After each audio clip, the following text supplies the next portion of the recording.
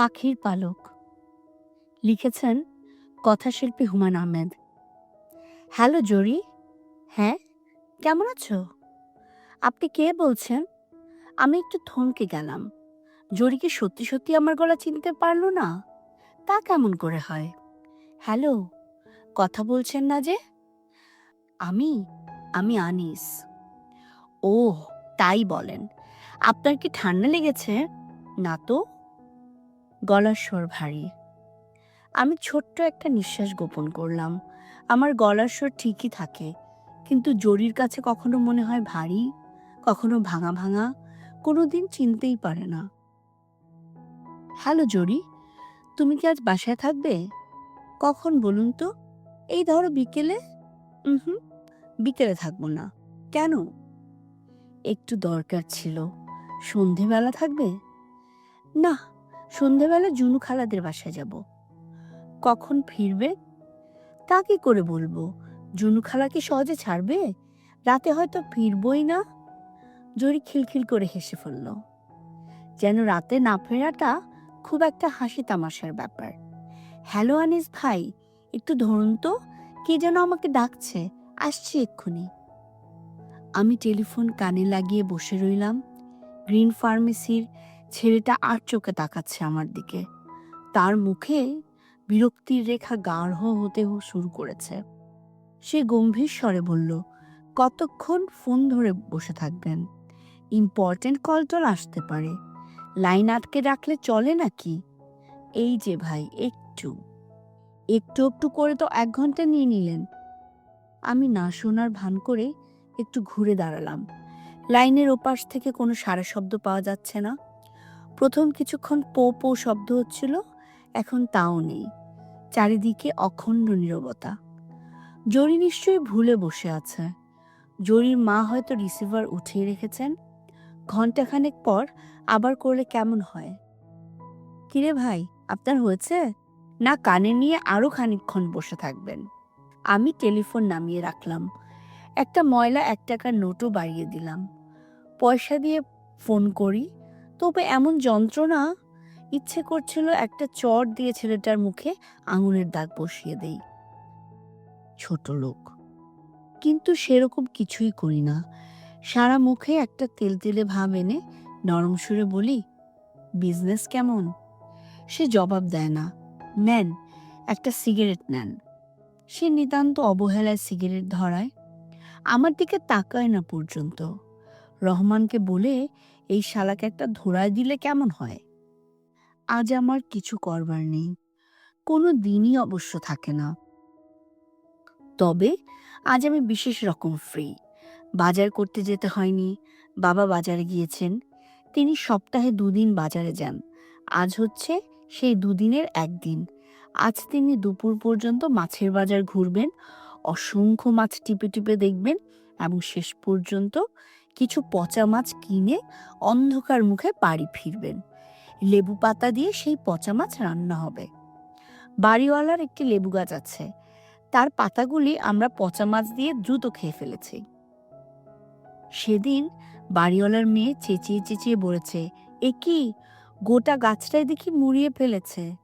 এখন থেকে কেউ গাছে হাত দিতে পারবে না। এইসব সহ্য হবে না। গাছ তোলা সহজ ঝামেলা? বাড়িওয়ালার এই মেয়েটা দারুণ ক্যাটক্যাট করে। মেয়েটার অনেক বয়স, কিন্তু রোগা এবং বেটে বলে বয়সটা চোখে পড়ে না। মেয়েটার দাঁত ভাঙা, তবে গায়ের রং দারুণ ফর্সা।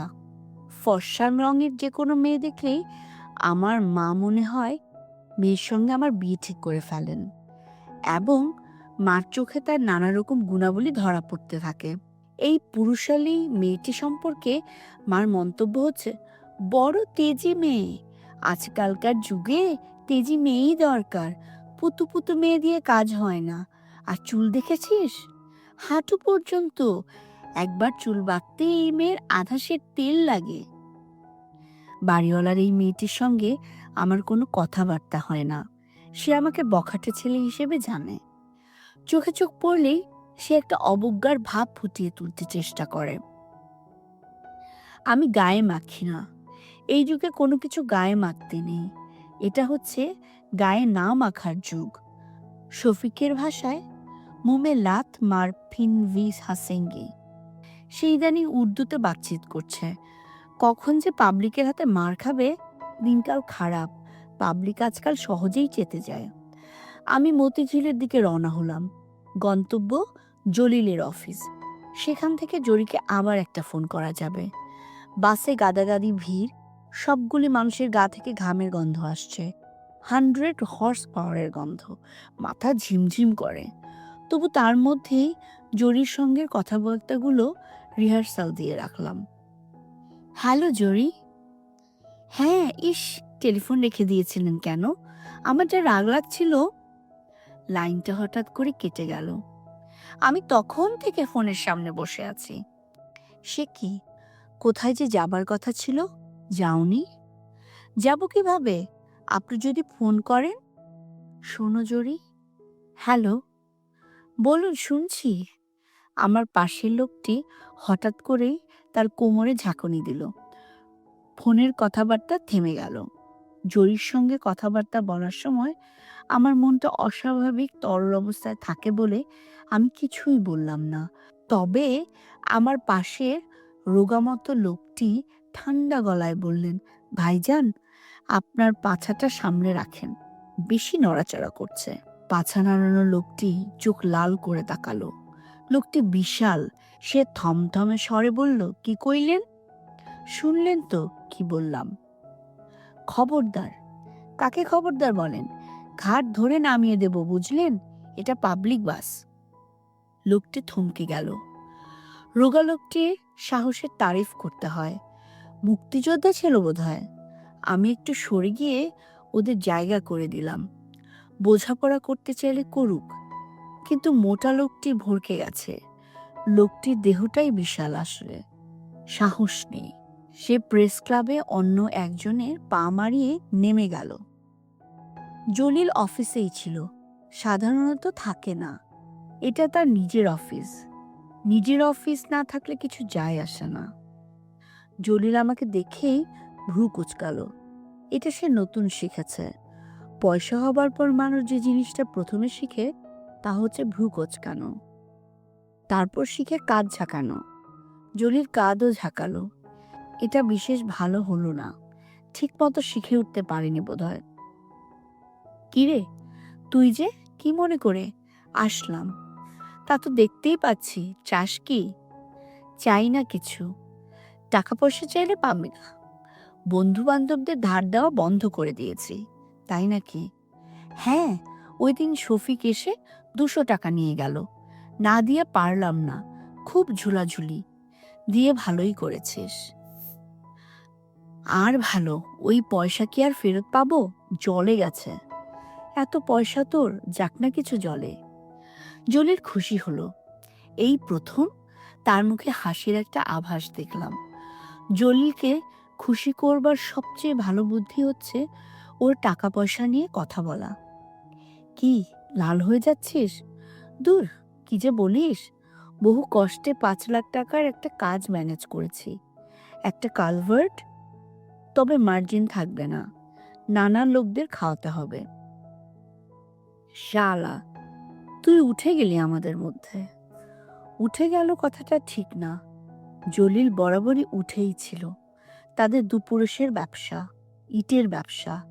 3-4টা নাকি ব্রিকফিল্ড আছে। ব্যবসাদার ছেলেপুলেরাও পড়াশোনা করে এবং দেখা গেল ভালোই করে। এমএতে দিব্যি সেকেন্ড ক্লাস ম্যানেজ করে ফেলল। তারপর একদিন শুনলাম বিজনেস শুরু করেছে। মতিঝিলে অফিস। শফিককে নিয়ে দেখতে এলাম। তেমন কিছু না। ময়লা ময়লা আসবাব, সোফার গদি ছেঁড়া, একটা স্টেনো আছে, শাকচুন্নির মতো দেখতে। কথা বলে নাকে। তবে জলিল জমিয়ে ফেলল। ওদের রক্তের মধ্যে ব্যবসা। ধাই ধাই করে উঠে গেল। শাকচুন্নির মতো স্টেনোটা পর্যন্ত সুন্দর হয়ে গেল। শফিক একদিন বলেই ফেলল, বেটি দেখতে খারাপ না। লতকালতকি করব? প্রথম লতকালতকি, তারপর হামতুম। তবে স্টেনোটা আমাদের মোটেই পাত্তা দিল না। তার বড় সাহেবের আমরা হচ্ছি বোজম ফ্রেন্ড। তাতে তার কোনো মাথা ব্যথা নেই, চোখ তুলে তাকায় না পর্যন্ত। জলিল বলল, চাটা কিছু খাবি? দিতে বল। নাকি কফি দিতে বলবো? ভালো কফি আছে। শালা কফি ধরেছিস নাকি? ধরতে হয়, নানান ধরনের লোকজন আসে, বাংলাদেশে ব্যবসা করা মুশকিল আছে। মুশকিল থাকবেই, মাগনা কেউ পয়সা দেবে নাকি? জলিল সিগারেট বের করে ধরালো, দামি জিনিস, কিন্তু প্যাকেটটা আমার দিকে বাড়ালো না। ইচ্ছে হলে তুলে নিতে পারো এই ভাব। নিচ থেকে দেবে না, ইঙ্গিতও করবে না। এই কায়দাটিও সে নতুন শিখেছে। ইউনিভার্সিটিতে দেদার বিলাতো। তার সঙ্গে আমাদের খাতিরের মূল কারণে ছিল ফ্রি সিগারেট। কফি চলে এলো। আমি অন্যদিকে তাকিয়ে ওর প্যাকেট থেকে সিগারেট নিলাম। জলিল গম্ভীর হয়ে বলল, করছিস কি এখন? কিছু করছি না। না করলে হবে নাকি? কিছু একটাতে লেগে পড়। দেখি। দেখতে দেখতে তো চুল পাকিয়ে ফেলেছিস। পাবলিক ওয়ার্কসের ওই চাকরিটা কি হলো? হয় নাই? ওইটাতে আমার ইন্টারেস্ট নাই, বোগাস জিনিস। বোগাস কেন? আমি জবাব না দিয়ে বললাম, একটা টেলিফোন করব। জলিল সঙ্গে সঙ্গে মুখ অন্ধকার করে ফেলল। আমার এখানে যেই আসে তারই দেখি টেলিফোন করা লাগে। ওই দিন শফিক এসে চিটাং কল করলো। এটা কি টেলিফোন এক্সচেঞ্জ নাকি? পয়সা দেবো শালা, মাগনা করব না। পয়সার গাছ হয়েছে নাকি তোর? কোথায় করবি? সেই তোর জরিনা নাকি যেন, তার কাছেই নাকি? আমি জবাব দিলাম না। কেন খামাকা ঝোলাঝুলি করছিস? ওই মেয়ে তোর সাথে ভিড়বে নাকি? শুধু খেলাবে। বুঝলি কি করে খেলাবে? ওইসব বোঝা যায়। জলিল হাই তুলল। শালা হাম্বাগ দুইটা পয়সা হতেই সব কিছু বুঝে ফেলেছে। ওইসব চিন্তা বাদ দে, চোখ বুঝে কোনো কিছু একটাতে লেগে পড়। বিজনেস করতে চাস, সুযোগ সন্ধান দিতে পারি। চুপ থাক। বিজনেস আমি করব না, ছোট লোকের কাজ, ওইসব পোষায় না। জলিল মুখ কালো করে ফেলল। ব্যাটাকে আরেকটু ঘায়েল করবার জন্য আমি সরু গলায় বললাম, বিজনেসওয়ালাকে বাড়িওয়ালা বাড়ি ভাড়া দেয় না, মেয়ের বাপ মেয়ে দেয় না। বাংলাদেশে বিজনেসম্যানরা হচ্ছে শিডিউল কাস্ট। কই দেখি টেলিফোনটা। জলিল ফোন এগিয়ে দিয়ে আরেকটা সিগারেট ধরালো। তার মুখ কালো। আমি তার আঁতে ঘা দিয়েছি। নীলুফার নামের একটি মেয়ের প্রতি তার কিছু রস সঞ্চার হয়েছিল। মেয়ের বাবা রাজি হননি, সোজা বলে দিয়েছেন বিজনেসম্যানের কাছে মেয়ে দিব না। মাসখানেক জলিল খুব গম্ভীর ছিল। অফিসে গেলে কথা বলতো না, চা খাওয়াতে বললে বলতো চা হবে না, চিনি নেই। খসরুকে একদিন তো চূড়ান্ত অপমান করলো। খসরু ঘরে ফিরবার জন্য 10টা টাকা চেয়েছিল রিক্সা ভাড়া। জলিল বলেছে, হেঁটে হেঁটে বাড়ি যা। ভিক্ষার পয়সায় রিক্সা চাপতে লজ্জা লাগে না? ভিক্ষা কোথায়, ফেরত দেব। বড় বড় বাত দিয়ে লাভ নাই, ফেরত দেবার মুরো তোর নেই, তাই নাকি? হ্যাঁ, ভিক্ষাই করবি সারা জীবন। ভিক্ষা করবি আর ভিক্ষার পয়সায় রিক্সা চড়বি। তোদের আমার চেনা আছে। মুখ সামনে কথা বল শালা, একটা 49 বসিয়ে দিব মুখে। সেটা পারলেও তো কাজ হতো, সেটাও পারবি না। চোটপাট যা করবার মুখেই করবি। তোদের আমি চিনি। হ্যালো জরি। হ্যাঁ, কে বলছেন? আমি আমি আনিস। বুঝতে পারছি, কিছু বলবেন? তুমি আমাকে টেলিফোন ধরিয়ে রেখে কোথায় গেলে, তারপর আর এলে না। ওমা, কখন? আমি ছোট্ট একটা নিঃশ্বাস ফেললাম। সত্যি কি তার মনে নেই, না ইচ্ছে করে ভান করছে? জরি ভান করার মেয়ে না। হ্যালো জরি, বলুন। তোমার সঙ্গে আমার একটু কথা ছিল। কথা থাকলে বলুন, শুনছি। টেলিফোনে বলা যাবে না। এমন কি কথা যা টেলিফোনে বলা যাবে না? আমি সামনাসামনি বলতে চাই। কবে তুমি ফ্রি থাকবে বলো তো? আমি ফ্রি নেই, বাড়ি ভর্তি মেহমান, নানান ঝামেলা। এদিকে সামনের সপ্তাহে নেপাল যাচ্ছি। কোথায় যাচ্ছ? নেপাল। দুলাভাই নিয়ে যাচ্ছেন। প্রথম কথা ছিল কক্সবাজার যাব, পরে হিসেব করে দেখলাম কক্সবাজার যেতে যে খরচ, নেপাল যেতে একই খরচ। শেষে নেপাল যাওয়া ঠিক হলো। কতদিন থাকবে? বেশি দিন থাকা যাবে না, 1 সপ্তাহ। ওখানে থাকার খরচ খুব বেশি, ট্যুরিস্ট স্পট তো। আমেরিকানরা এসে এসে সব জিনিসের দাম বাড়িয়ে ফেলেছে। আচ্ছা, রাখি। হ্যালো জরি, বলুন। একটু তাড়াতাড়ি বলুন, মা আমাকে ডাকছে। হ্যালো, বলুন কি বলবেন। হ্যালো। আমি কিছু বললাম না। ঠিক সেই মুহূর্তে বলার কিছু পাওয়া গেল না। জলিল বলল, কি কথা শেষ? হুম। কি করবি এখন? বাড়ি যাব। আমি উঠে পড়লাম। জলিল বলল, চল নিউ মার্কেট পর্যন্ত লিফট দেই। সোভান, গাড়ি বের করতে বলো তো। আমি অবাক হয়ে তাকিয়ে রইলাম। গাড়ি কিনেছিস নাকি? এখনো পুরোপুরি কিনিনি, ট্রায়াল দিয়ে দেখছি। 1 সপ্তাহের জন্য ট্রায়াল দিতে এনেছি, তবে বোধহয় কিনে ফেলবো। দাম কত? 1 লাখ চায়। পুরনো গাড়ি, কিছু কমাবে। আমি 70-এ আছি, এর বেশি হলে নো। খুব টাইট অবস্থা আমার। জলিল আত্মপ্রসাদের হাসি হাসলো। গাড়িটা উঠে নিজে গিয়েই সিগারেট প্যাকেট বাড়িয়ে দিল। দেখিস ভাই, গাড়িতে ছাই ফেলিস না, একটু টিপটপ কন্ডিশনে রাখতে চাই। দেখ, হাতলের কাছে ছাইদান আছে। আমি খুব সাবধানে ছাইদানে ছাই ফেলতে লাগলাম। জলির গম্ভীর গলায় বলল, সোভান, শরৎটা দাও তো। দারুণ আরামের গাড়ি। আরামের চোখ বন্ধ হয়ে আসে। জলিল বলল, কালারটা কেমন দেখছিস? সোবার না? হুম। আরেকটা পেয়েছিলাম, লাল। লাল আমার পছন্দ না। এত দাম দিয়ে একটা জিনিস কিনবো, কি বলিস? তা তো ঠিকই। এই লাইনে গাড়িটা হচ্ছে একটা নেসেসিটি। নানান ধরনের পার্টির কাছে যেতে হয়, সব জায়গায় রিক্সা চেপে গেলে মান থাকে না। তা তো ঠিকই। তুই এখন মানি লোক। ঠাট্টা করছিস নাকি? না, ঠাট্টা করব কেন? শরৎ কেমন লাগলো? ভালোই। ভালো বললে হয় না, বুঝলি, ক্লাসিক জিনিস। হুম। নে নে, আরেকটা সিগারেট নে। থাক, এইমাত্র তো খেলাম। তাহলে রেখে দে একটা, ভাত খাওয়ার পর খাস। জলিল আমাকে যথেষ্ট খাতির করলো, বাসার সামনে এনে নামিয়ে দিল।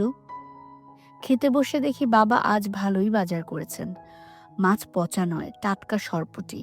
মা হাসি মুখে বললেন, বাজারে আজ মাছ সস্তা গেছে, তাই নাকি? হুম। বাবা আজ অফিসে যাননি দেখলাম। তার শরীরটা ভালো না। কি হয়েছে? বুকে নাকি ব্যথা করছে, শুয়ে আছেন। বয়স হয়েছে তো। দুপুরের খাওয়াটা ভালোই হলো, তবে বেচারা বাবা খেতে পারলেন না, বিছানায় উবু হয়ে শুয়ে রইলেন। বিকেলে তোর বাবাকে মগবাজার নিয়ে যাস। ঠিক আছে। মগবাজারে আমার এক মামা থাকেন, ডাক্তার, বিনা পয়সায় আমাদের চিকিৎসা করেন। চিকিৎসা ভালোই করেন, রোগ সারে। পান খাবি? দাও একটা। মা পান এনে দিলেন। তাকে হাসি খুশিই মনে হলো। তিনি বিছানায় পা উঠিয়ে বসলেন। বাড়িওয়ালির বউ এসেছিল আজকে, বুঝলি? কেন? নানান গল্পগুজব করলো।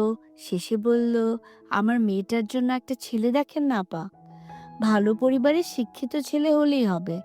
চাকরি বাকরি বা ব্যবসা বাণিজ্যের একটা কিছু ব্যবস্থা আমরাই করব। নজরটা তোর দিকে, বুঝলি তো? তুমি কি বললে? আমি কিছু বলি নাই। আগ বাড়িয়ে কিছু বললে ভাববে আমাদের গরজ। কি দরকার? আমি চুপ করে রইলাম। মা বললেন, কথায় কথায় আবার শুনিয়ে দিল, মেয়ের নামে 25,000 টাকা জমা আছে। তা আছে ঠিকই, টাকার কুমির। বা তৃপ্তির হাসি হাসলেন। আমি বারান্দায় গিয়ে জলিলের সিগারেটটা ধরালাম। খাবার পর একটা দামি সিগারেট বেশ লাগে। মনের মধ্যে অনেক উচ্চ শ্রেণীর ভাব আসে। বাড়িওয়ালার মেয়েটা বারান্দায় চেয়ার পেতে বসে আছে। দূর থেকে তার ফর্সা হাত দেখা যাচ্ছে, চুলগুলো ছাড়া। মা ঠিকই বলেছেন, লম্বা চুল মেয়েটির। জরির চুলও কি লম্বা? আমি কখনো লক্ষ্য করিনি। জরির মতো মেয়েদের কখনো খুঁটিয়ে দেখা হয় না। এদের সাথে দেখা হয় স্বপ্নে। স্বপ্ন তো সবসময়ই অস্পষ্ট। ধন্যবাদ। ভালো থাকবেন।